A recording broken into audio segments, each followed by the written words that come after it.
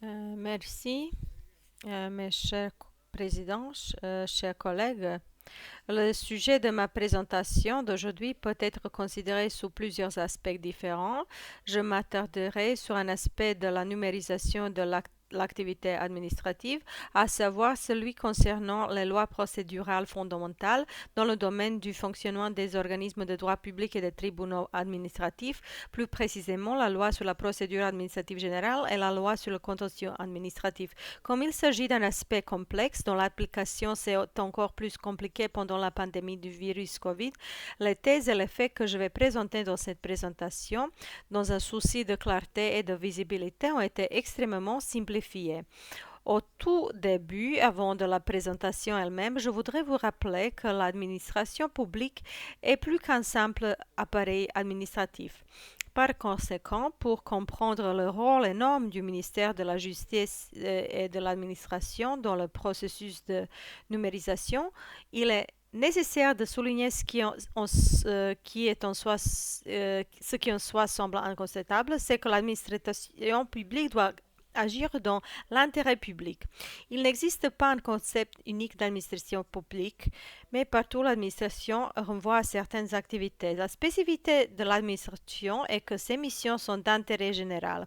Il résulte de tout cela que les institutions administratives ne peuvent pas avoir leur propre objectif, ce qui est particulièrement évident en ces temps de pandémie.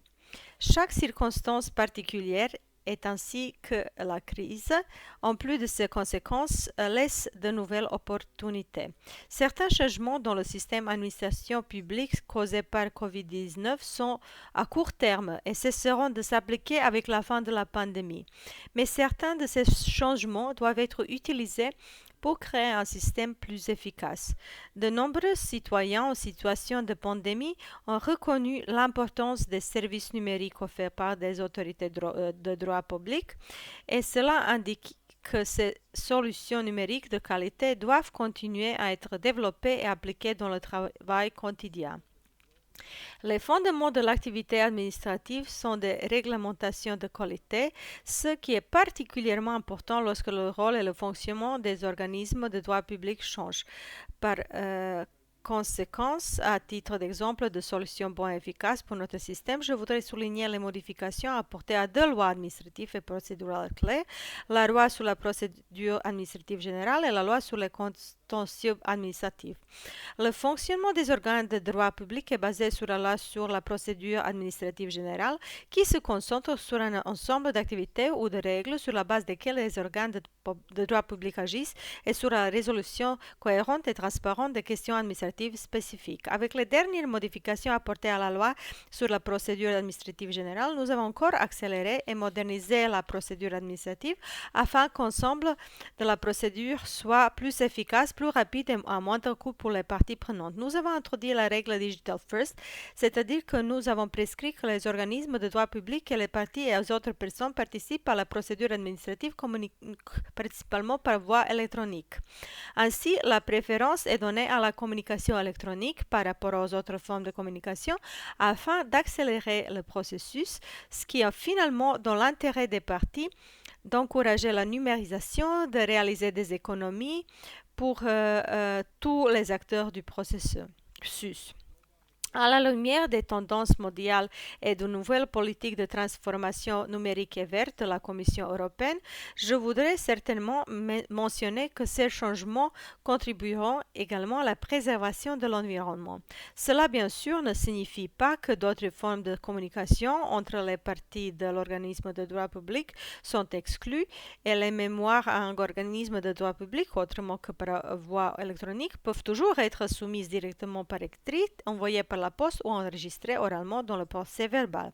Avec les dernières modifications apportées à la loi sur la procédure administrative générale, nous avons défini les règles de notification des mémoires et des données par voie électronique, ainsi que par des systèmes d'information connectés à l'infrastructure d'information de l'État, tels que le système citoyen. Nous avons ensuite réglé la question du contenu du mémoire et de la décision en introduisant la signature et le sceau électronique. La notification par voie électronique est considérée avoir lieu au moment où elle est enregistrée par écrit ou sur le serveur de réception des messages, ce qui est dans l'Internet de partie. La notification par voie électronique peut être effectuée à l'adresse email indiquée dans la demande ou à partir de l'adresse de laquelle la demande a été envoyée. Étant donné que l'organisme de droit public n'a pas toujours la possibilité de vérifier que la notification a vraiment été effectuée, il est stipulé que la notification est considérée comme effectuée au moment où le document a été enregistré sur le serveur destinataire et que la partie confirme la réception du document soumis par voie électronique à la demande du fonctionnaire. Afin d'assurer des communications électroniques fiables et sécurisées entre les parties et à la procédure administrative, nous avons veillé à ce que le mémoire et les décisions contiennent des informations sur le numéro d'identification personnelle OIB afin d'identifier les parties en toute sécurité, notamment dans le cadre de la procédure d'ouverture du contentieux administratif.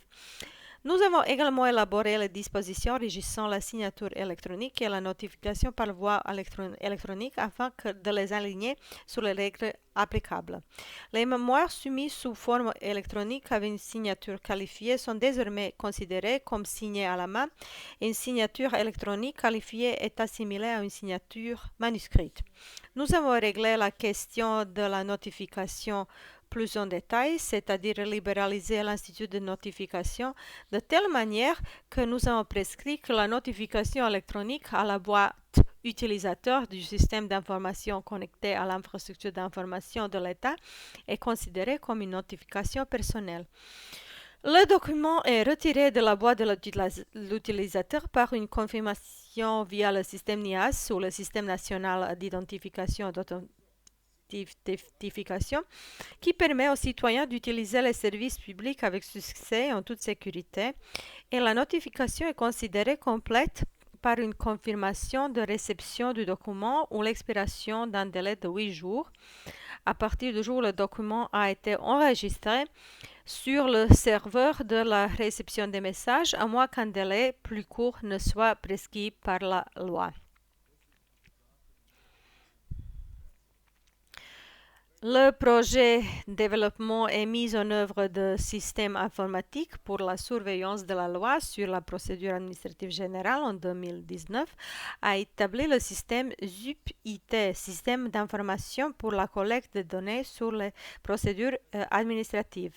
Le système est actuellement utilisé par tous les ministères, les comtés et la ville de Zagreb, dont les agents chargés de procédures administratives saisissent des données sous un cas individuel, enregistrent les mesures prises et les instituts appliqués. Ces données permettent de préparer des analyses et créer une condition préalable à l'élaboration des mesures et à la mise en œuvre d'activités qui non seulement augmenteraient l'efficacité, mais contribueraient également à la standardisation et à la simplification des procédures et aboutiraient finalement à l'abolition des processus qui s'avèrent inutiles. En outre, le système informatique ZUP sert à surveiller la mise en œuvre des procédures administratives. Au ministère de la Justice et de l'Administration, nous sommes conscients que des efforts supplémentaires sont nécessaires à cet égard.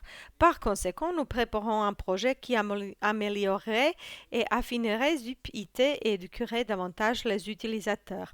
À travers ce projet, notre objectif est de permettre à toutes les parties à une procédure administrative de suivre l'état de leur dossier. Cela serait rendu possible en connectant le système au système et citoyen.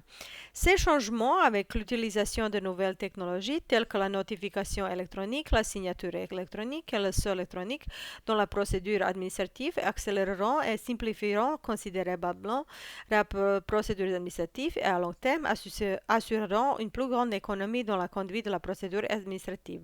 Dans le même temps, nous avons introduit les amendements à la loi sur le contentieux administratif et permis l'application du système et dossiers et communications dans la branche administrative de la justice. La mise en œuvre du système et dossiers permettra une répartition électronique aléatoire des affaires dans les tribunaux administratifs et un meilleur suivi des affaires et la production des rapports statistiques. Le système de communication électronique, d'autre part, permet aux parties prenantes aux procédures judiciaires de soumettre des mémoires par voie électronique, de recevoir des documents judiciaires et permet un travail plus rapide des tribunaux et une collecte plus efficace des frais de justice. La notification électronique obligatoire dans les litiges administratifs est prescrite pour organes de l'administration de l'État et d'autres organes de l'État, organes des collectivités locales et régionales, personnes morales de droit public, parquets, avocats, notaires publics, experts judiciaires, les assesseurs judiciaires, interprètes judiciaires, les syndics de faillite, commissaires, personnes morales et les autres parties, c'est-à-dire les citoyens, qui peuvent utiliser le système de communication électronique s'ils sont d'accord. Comme pour la loi sur la procédure administrative générale, nous avons introduit l'obligation d'indiquer l'OIB du requérant et du défendeur dans la requête en tant que marque d'identification permanente des personnes. Avec ces changements, nous avons également permis la tenue d'une audience à distance ou la réalisation de certaines mesures individuelles de preuve par visioconférence. Nous avons ainsi modernisé la procédure administrative et le contentieux administratif et permis un échange de données plus rapide tout en garantissant tous les droits des parties à la procédure. Avec les modifications apportées à ces deux lois clés dans le domaine du droit administratif, nous avons fait un pas en avant significatif dans la numérisation de l'administration publique en adoptant un nouveau règlement sur les opérations du bureau. Nous avons obligé tous les organismes de droit public à communiquer principalement par voie électronique dans la communication avec les citoyens, les entrepreneurs, mais aussi entre eux. Nous avons numérisé l'ensemble des processus administratifs du bureau, car désormais tous les documents seront reçus, traités et stockés sous forme électronique. Nous avons également prescrit l'utilisation de signatures et de sceaux électroniques. À partir du 1er janvier 2023, tous les systèmes d'information des opérations de bureau devront pouvoir se connecter et échanger des données avec d'autres systèmes d'information de manière rapide, efficace et sécurisée. L'élaboration du plan national pour le développement de l'administration publique jusqu'en 2027 est en cours, dont l'un des principaux objectifs est une utilisation plus intensive des technologies modernes de l'information et de la communication, ainsi que l'augmentation de la transparence et de l'efficacité. Le système citoyen est utilisé par plus d'1,5 million de citoyens croates qui ont accès à plus de 90 services électroniques. Au cours des 4 dernières années, une avancée significative a été réalisée dans la numérisation des services et des processus. De nouveaux services électroniques ont été développés dans le système citoyen. Le centre de services partagés a été créé. Le cloud national des projets tels que ESO, EMSO, e-signature, M-signature, e-frais et e-business. Chacun de ces services permet aux citoyens d'exercer leurs droits ou d'obtenir le service d'un organisme public n'importe où, rapidement, efficacement et à moindre coût.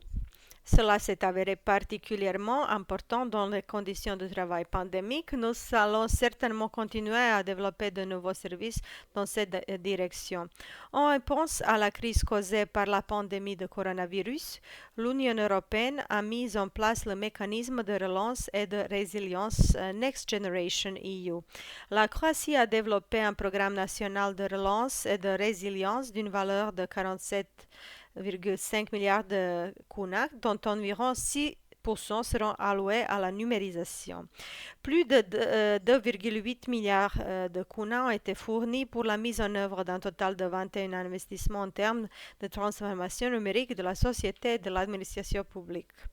Ces investissements visent à accroître l'efficacité et la transparence des organismes du secteur public, à établir des structures de gestion et de coordination pour planifier et mettre en œuvre la transformation numérique et assurer la nouvelle disponibilité des outils et des technologies nécessaires pour développer des services plus économiques et de qualité des organismes de l'administration publique. Les mesures de réforme les plus importantes concernent l'amélioration de l'interopérabilité du système et la modernisation des infrastructures publiques qui permettront à toutes les autorités de développer de nouveaux services de meilleure qualité dans leur domaine. L'activité administrative sera certainement la plus touchée par les modifications apportées à la loi sur la procédure administrative générale et à la loi sur les contentieux administratifs, ainsi que l'application du règlement sur les opérations du bureau. Les expériences de pandémie et les défis auxquels sont confrontés tous les organismes ont été traités à long terme par des modifications administratives de ces lois.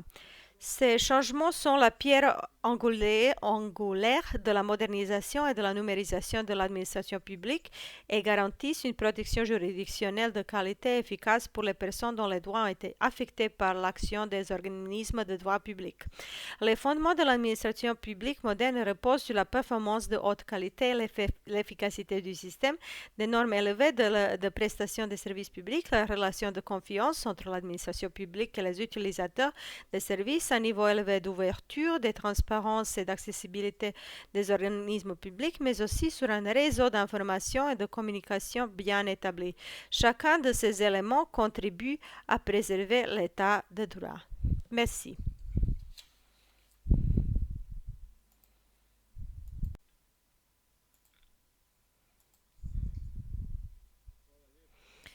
Merci, mes chers présidents, chers collègues.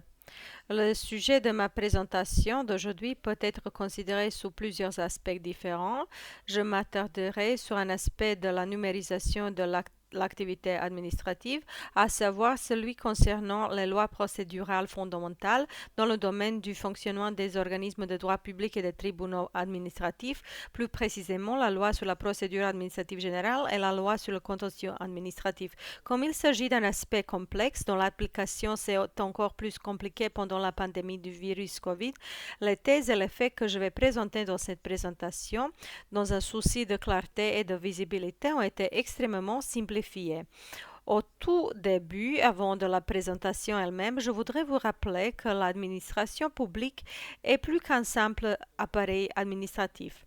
Par conséquent, pour comprendre le rôle énorme du ministère de la Justice et de l'administration dans le processus de numérisation, il est nécessaire de souligner ce qui en soi semble incontestable, c'est que l'administration publique doit agir dans l'intérêt public. Il n'existe pas un concept unique d'administration publique, mais partout l'administration renvoie à certaines activités. La spécificité de l'administration est que ses missions sont d'intérêt général. Il résulte de tout cela que les institutions administratives ne peuvent pas avoir leur propre objectif, ce qui est particulièrement évident en ces temps de pandémie. Chaque circonstance particulière est ainsi que la crise, en plus de ses conséquences, laisse de nouvelles opportunités.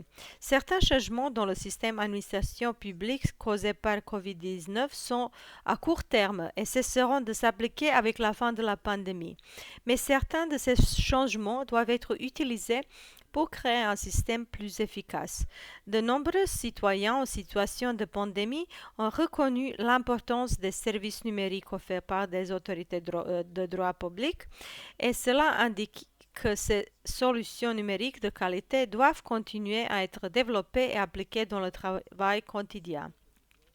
Les fondements de l'activité administrative sont des réglementations de qualité, ce qui est particulièrement important lorsque le rôle et le fonctionnement des organismes de droit public changent. Par conséquence, à titre d'exemple de solution bonne et efficace pour notre système, je voudrais souligner les modifications apportées à deux lois administratives et procédurales clés, la loi sur la procédure administrative générale et la loi sur les contentieux administratifs.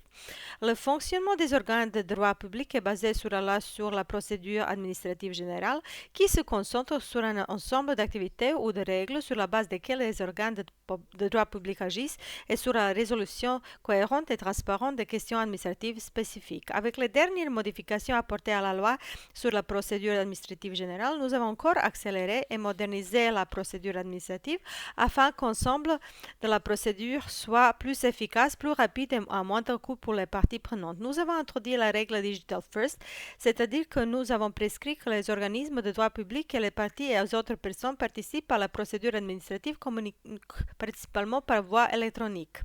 Ainsi, la préférence est donnée à la communication électronique par rapport aux autres formes de communication afin d'accélérer le processus, ce qui est finalement dans l'intérêt des parties d'encourager la numérisation, de réaliser des économies pour tous les acteurs du processus.